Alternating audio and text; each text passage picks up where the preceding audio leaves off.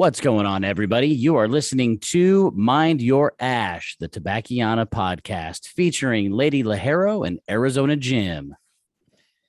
How are you doing, Kate? I'm doing. Sorry. I'm doing.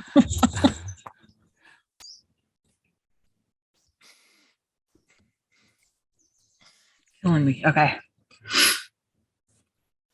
You have to edit that. Apparently, you're doing really well. I am great. It's a beautiful day. I've got my, I always go the wrong way. My cigar from the hand roll event. Now, what is that? Is that a Maduro? No, it's more Habano. Is it Habana? Yeah. Ish? Yeah. Is it a Corojo? Maduro? Oh my gosh. Using all your special words. What the hell are you smoking? I am smoking one of the delicious Habano sticks from your guys' 5 for 45 deal. Nice. Those are so good. They're my favorite. I love that blend. This is yet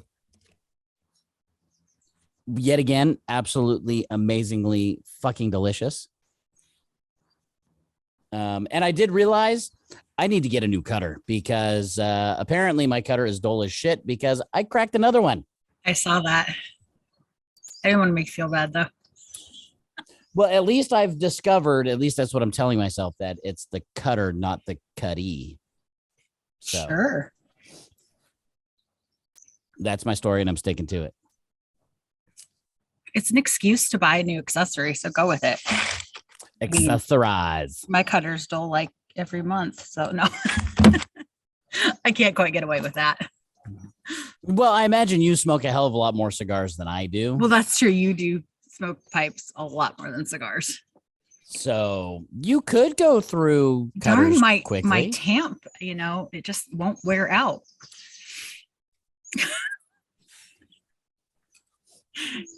Those aren't designed to wear out. No excuse to buy a new one. There's always an excuse to buy an accessory. You just gotta sell yourself on it. There's always an excuse. There's always a reason. I feel like what if I lose it? Then I'll be out. See, there you go. That's why you need to have multiple. Exactly. Depending on where you are, you might want a smaller one. You might want a bigger one, depending on how you're feeling that day. I don't know. It's been a bad day. I need one with like a knife handle on it. That was some very vigorous hand gesture there. Oh, jeez. Yeah. Moving on. So I figured today we would talk something a little bit more cigar everything cigar centric as far as this topic is concerned. And being that you are a co-owner in a lounge, you are a tobacconist. I remember my first time going into a lounge, not knowing shit, not knowing anything about anything. And as I'm sure we both can agree, there are some really good tobacconists out there and there are some really shitty tobacconists out there. And then there are those that fall in between. Yes. From your experience, I would like to ask you to give some tips and recommendations to the first time cigar smoker walking into a lounge, says, hey, some buddies of mine, they really love cigars and they're trying to get me into it. Right. What are some of the conversations that you have had with first timers to help guide them into finding a cigar that's not going to turn them off of smoking a cigar? Right. Which can happen because, you're somewhere with your friends and they have the cigars that they like, and they offer you one and you are just completely like, nope, I don't want to do this. This is disgusting. And you think that's how all cigars are because you don't know. My first suggestion always is to find a knowledgeable tobacconist. And I know that it sounds hard because how do you know? I was just going to ask. How do you know? And if you go in and you tell them you're a first time cigar smoker or you're wanting to try and they just start kind of handing you stuff, walk away. Walk away. Now, are there any questions that a first timer can ask a tobacconist? Well, usually the tobacconist will ask them. Okay. So we're going to ask, one, if you've smoked before, and two, did you like it? Because some come in and, oh, my friend gave me such and such and it was fantastic. Okay, great. Now we know something that you like. Or I would imagine that would make your job a lot easier. yes. Or it was horrible. I don't ever want to smoke one of those again. And it's kind of hindsight, but if you have a picture of it or the band is also very helpful, because unfortunately, if you come in and say a big brand name, we still don't know what they run, the whole gamut from, mild and sweet to full bodied and heavy and peppery. So it helps to know what you smoked. But if you don't, it's okay. We still have questions that we will ask. Okay. We'll ask whether you prefer coffee or tea. A lot of that tells us a lot about your tastes. If you prefer spicy foods or more mild food. Okay. White chocolate, dark chocolate. And if say you do drink coffee, okay. Do you drink coffee? Or do you drink coffee? But I mean, sorry, I'm holding up my iced coffee that's not even. No. Do you drink it black? Like foo-foo coffee, or do you like real coffee? It's not foo-foo. It's just got creamer in it. But seriously, I mean, because yes, you can like coffee over tea, but is your coffee black and harsh and like mud, or is it a latte or a mocha or whatever? Yeah. So there are differences. So we can kind of help pick out your palate there. Another suggestion, I always tell beginners, smoke as much as you can. Mm-hmm. Pick a gamut, take home.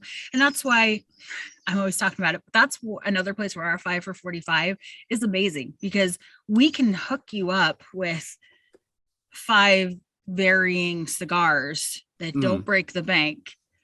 And you can try them and really kind of feel out your palate and see, okay, I liked this one. Oh, I didn't like that one. Or I liked part of this one. I liked the spice in this one, but, or this one's too fruity, or whatever it may be for your palate. Yeah. So. Yeah. And I guess that's where there's a little bit of similarity. You guys have the ability to kind of I know we're not talking about pipes and cigars, but that's usually one thing that I always recommend is buy bulk tobacco and buy 6 or 7 different blends. Yes. A Virginia blend, a lot of Kia blends. I mean, there are people who are lucky and the first cigar they have, they love it. But unfortunately, then that's all they smoke ever. Yeah. And there's so many choices. It's like going to a restaurant and only ever ordering the same meal every time. Do you think that there are too many choices? Not if you're talking to a reputable tobacconist. Okay. Because they won't overwhelm you with choices. I'm not going to go around the humidor with you and be like, this work, this work, this work, this work, this work, this. I'm going to give you 3 options and I'm going to give you 3 price ranges. Okay. So it doesn't, if you want to spend more on whatever, fine. If you're just trying and you don't really want to break the bank, and we've got that too. Yeah. So if you're talking to, a tobacconist that knows what they're doing, they're not going to overwhelm you. They're going to try very hard to make it simple for you. They're going to tell you, why they think you would like each of these, and kind of help you make that decision based on your taste, how you're feeling, your budget, that sort of thing. I kind of feel from conversations that I've had with a couple of people that were new to cigars. And I know I tend to get to this as well a little bit in my head, where there's a little too much focus on the wrapper and not enough about what the filler and binder is, because the filler and the binder are going to have a radically important part in what that cigar is going to taste like. It changes the whole cigar completely. So Connecticut doesn't, every Connecticut is not the same. Correct. Every Maduro is not the same. Correct. And so and light does not always equal lighter. No. And dark does not always equal stronger. I feel like that is like one of the biggest myths and misconceptions that people have, is super dark means kick you in the dick. Right. My first cigar that I had was the black Chazaro, and it's dark, but it was not, oh my gosh, I need some sugar, the nicotine, it wasn't like that at all. It was quite enjoyable. It got me started on this whole journey. So, I mean, it was really good. And yes, I do like more medium, full bodied cigars, but this wasn't like a one that shall not be named that, just knocks you on your butt to knock you on your butt. Yeah. Just to do that. Yep. So yeah, it is a big misconception of the lighter shades of the wrapper are milder and darker. Not necessarily. Sometimes, a lot of times, yes, but not always. Yeah. And yeah, I sometimes you pick one up and they're like, oh, and it's like, no. It's okay. You'll be okay. It's I okay. promise. I promise. Yes. Yeah. Yeah. So are there any questions, like if a new person is going into a brick and mortar and they're talking to a tobacconist, do you have any suggestions or recommendations of the customer coming in and asking questions?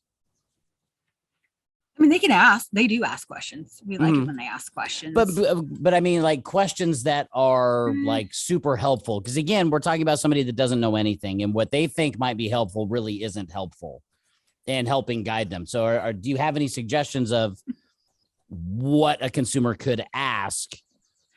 Especially if, and kind of going into, I won't talk about if you're dealing with a shitty tobacconist, but if you're dealing with a tobacconist that's not like uber great, but not super shitty, to help them help you get into something that you're going to enjoy. Questions for the consumer to ask? Or would it fall into the same thing of just letting them immediately know, I like this kind of coffee, I like this kind of chocolate? I would just, each tobacconist works off their own question system, right? Like, okay, we may compare ours to coffee and tea, but another, just like anybody else's palate, another tobacconist might use the chocolate scenario or whatever. I mean, it all kind of works together, but just being open to really thinking about what you like, not being stuck on a brand. Yeah. I have to come in, it's got to be, I've seen ads, my friends smoke, I only want this brand. The more open-minded and the more you're willing to listen and answer the questions, the better and the easier it is for us to be able to help you find something you like. Now, if you have smoked something and did like it or didn't like it, and the brand, that's very helpful too, because we, at least in our lounge, because of our education that we do, we can cross-reference. Okay, we don't have that, but here's 3 others that we do have that are similar to that. Or, oh, don't worry, we don't have that. We're going to steer you away from anything that tastes like that because you didn't like it. Yeah. So, yeah. Excuse me. Do not inhale. New cigar smokers, do not inhale. Yes, do not inhale. It does not make you cool. That hurts. If you fully inhale, you're probably either going to vomit or pass out.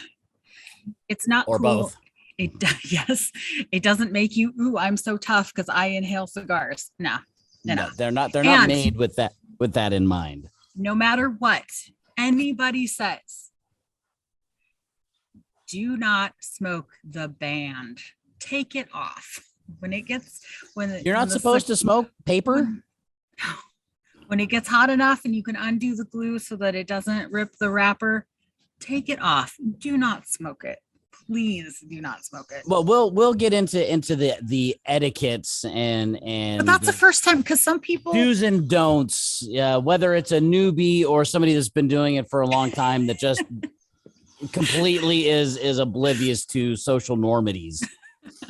Okay, we'll save that for another episode. Okay. There's a plethora of things that I've seen that I'm like,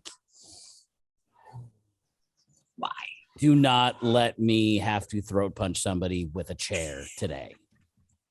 High five you in the face. Chair. With the chair. That's right. That's right. Yeah. So I think the best thing is to be open-minded. And to watch, just if it's someone that just starts handing you stuff off the shelf, run and away. Aren't asking you any questions, I would be leery of that, because we want you to enjoy the cigars. We want you to become part of the lifestyle. We want to help you. And so we're not just going to start handing you, $25 cigars just because you're new and, we can and gullible get you. Yeah. Right. No, that's not the Here's point a 5-pack of some Atabay for you. You'll love them. Please give me $150. You will never smoke anything else. Won't be able to afford it.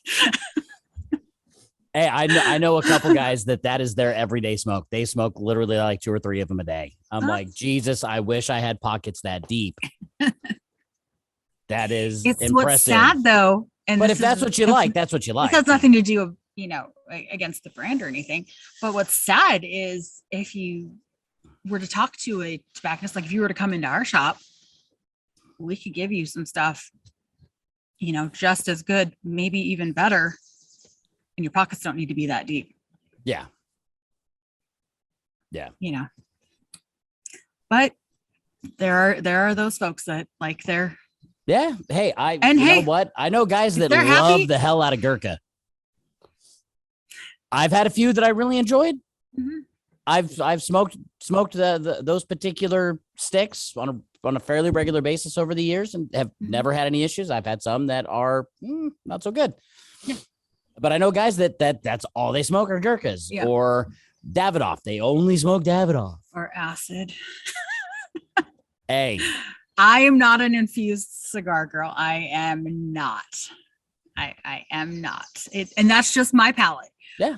Obviously, it's doing well. A lot of people like them. It just does not fit my palate. Yeah. Not. Well, and that's the thing with the, when I asked you the question of, are there potentially too many choices, whether for a newbie or a non-newbie, somebody that's smoked for a long time. If you walk into a humidor by yourself, there are definitely too many choices. Absolutely. You need help. You need guidance. Yeah. And there's nothing wrong with that, because, would rather you come out with stuff that you like than have wasted your money or your time or whatever and potentially lost out on a really cool lifestyle because, you weren't properly guided. Well, even for, somebody from like me who smokes cigars for a number of years, I still to this day find myself going, because I try not to stick with the same stuff all the time. Mm-hmm. I have my staples that are usually always in my humidor that I know I'm going to get a great smoking experience out of, that I just love the hell out of. Yeah. But I like to try different things. And so even for me, I'll go into a lounge, and after I've had some conversations with, the owner or the tobacconist there, if I feel like, being that I've smoked for a while, I kind of can get a little bit better of a gut feeling for what kind of tobacconist am I dealing with. Yes. and I'll go, hey, I like this and I like this, but I don't want to buy those. What else do you have that's kind of similar, same ballpark ish, but something that's not this?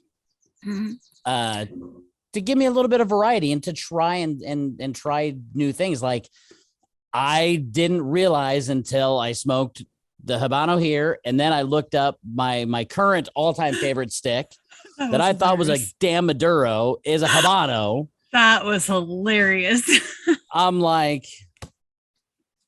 I really wish our refugees that are listening would have been in on that conversation, because that was that was classic. It blew my mind. I was like, I apparently I am a closeted Habano lover and didn't even know it. Well, you're out now. I'm totally out of the closet.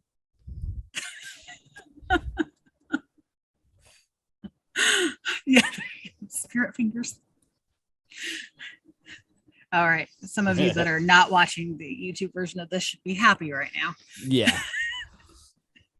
So, in closing off the topic here, talk with the tobacconist. If they're not asking you any questions, they're just throwing out sticks at you. Right. And if they do that, maybe because some people, they're like those doctors that are really good, the surgeons, but they have no bedside manner. Yeah. So maybe it's just someone that just knows. You can ask them, why did you choose this for me? I mean, if they can't really tell you, again, I mean, in my humble opinion, I would leave.